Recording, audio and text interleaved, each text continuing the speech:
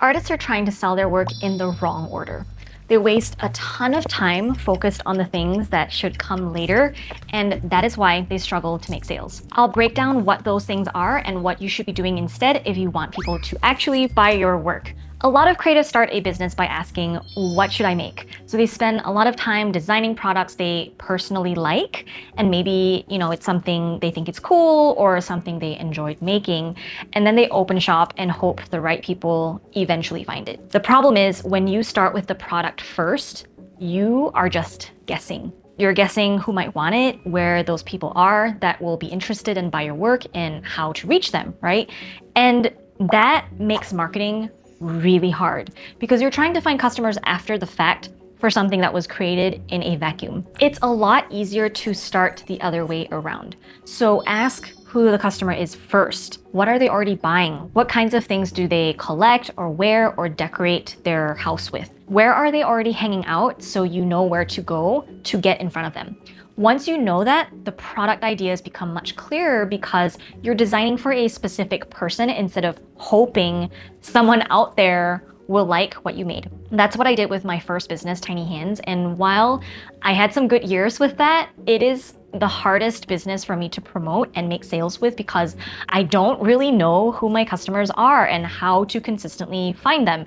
After 20 years, I still don't know. So decide on that first. Then you create your product for whoever that person is, and then the marketing and sales later on will become so much easier. A lot of artists also think they need a big audience before they sell anything. So when they launch their stores, they think that the sales will come naturally, right? They tell themselves they'll open their shop or start selling once they reach a certain number of followers.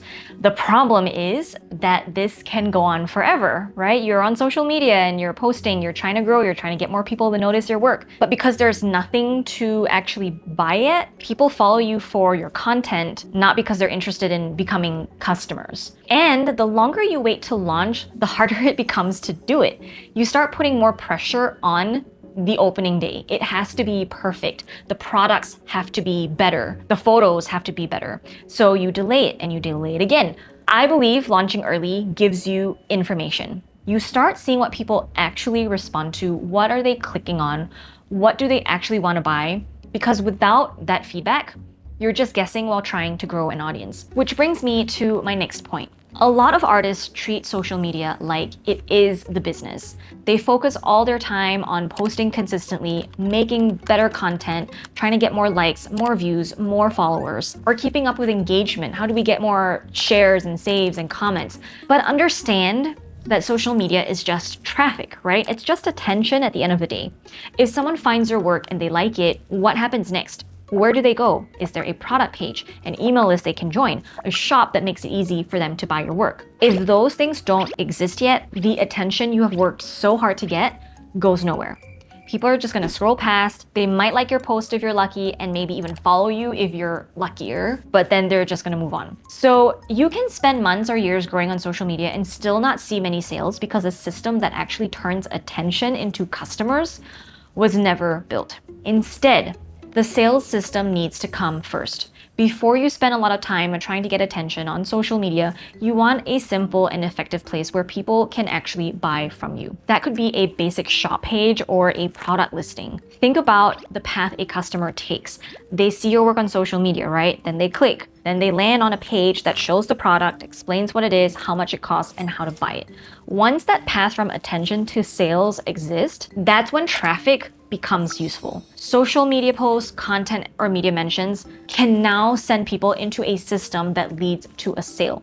Without that system in place, attention doesn't turn into customers. It just disappears into the ether unless you have a way for retaining that attention over a long period of time, which is, I would argue, better done over email than on social media. And this is also why having an online store where people can buy your work matters so much, right? If you are building a business that you intend to last for a long time, you don't want everything tied to platforms that you don't control, like Etsy or TikTok shops or Instagram. To set up your own online store though, you need a domain name to start with, and that's where .store domains come in.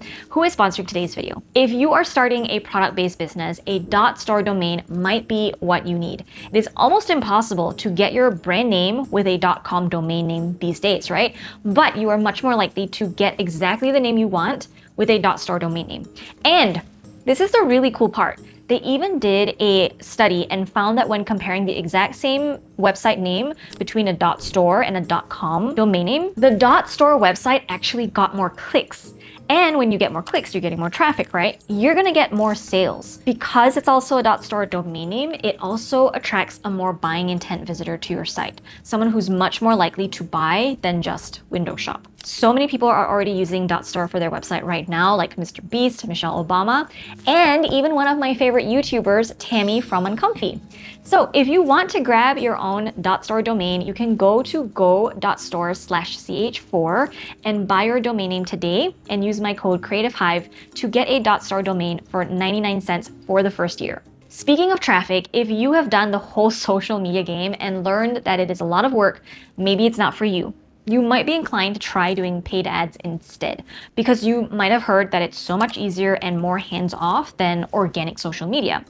And if you get it right, it's like you can put in $1 and get back $2. All of that is true, but the big asterisk disclaimer, fine print detail there is assuming you get it right. A lot of artists assume ads are a shortcut. If the shop isn't making sales yet, the thinking is, I'll just run some Facebook or Instagram ads and that will bring customers in. The thing is, ads don't fix a business that isn't working yet.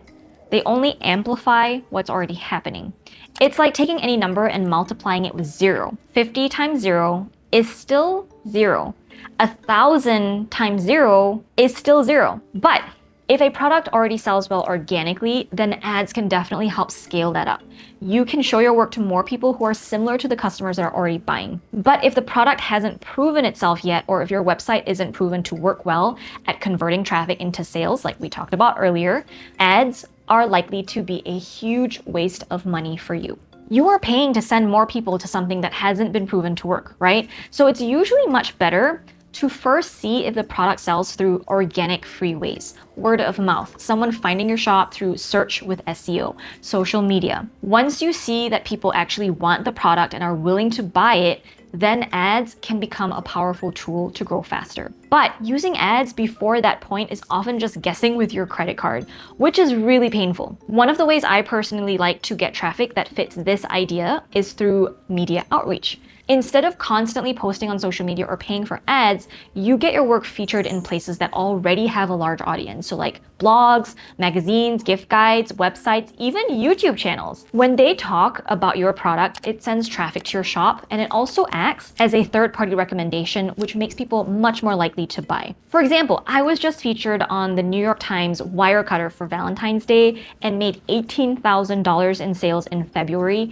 And I didn't have to pay for the feature, nor did I have a connection to someone that worked at the New York Times. This has been one of the most effective and sustainable ways that I have personally grown my own product-based businesses over the years. This is exactly what I teach inside my free workshop. So if you want to watch that, you can sign up using the link below. Now tell me if this sounds familiar. You want to start this fancy new business idea that you've been thinking about for ages. So you go through the whole process of making your product, and right before you launch, you think, ugh, there's something wrong with the product. It needs this or it needs that. I need to fix the blah, blah, blah. So you go back to the drawing board and then you reiterate your design, and then you just never put your work out there. A lot of artists spend a lot of time improving their craft before they ever try to sell anything.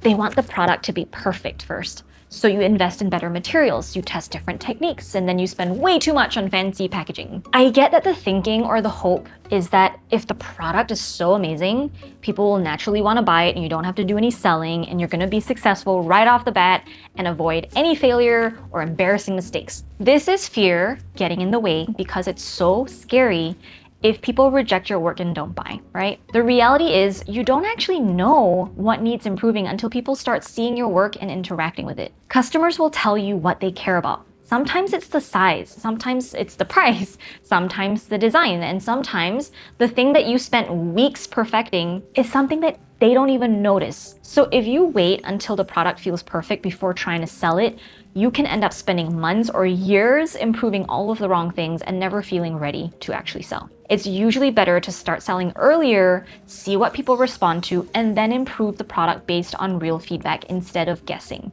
I'm not saying put out low quality products out there, but there is a balance. Create a list of very specific criteria for when you'll know a product is ready for sale so you actually know what to aim for instead of letting fear run the show, which is when hiding behind your craft or your technique can delay you from ever starting your store. Right now, you might be thinking, well, okay, this all makes sense. Start with the customer, launch earlier, don't hide behind social media or craft. But then the next question becomes, how do you actually build out the store? Because this is where a lot of creative people get stuck again. They overthink every step. The website, the photos, the branding, the product pages, it is a humongous project, right? What should take a few days somehow turns into months of procrastinating and tweaking things that don't really matter yet. So in this next video, I'm going to walk you through how to build an online store so freaking fast, it almost feels illegal. I'll break down the common things artists overthink when setting up their shop, how long each step should realistically take, and what to focus on instead so you can actually launch and start making sales.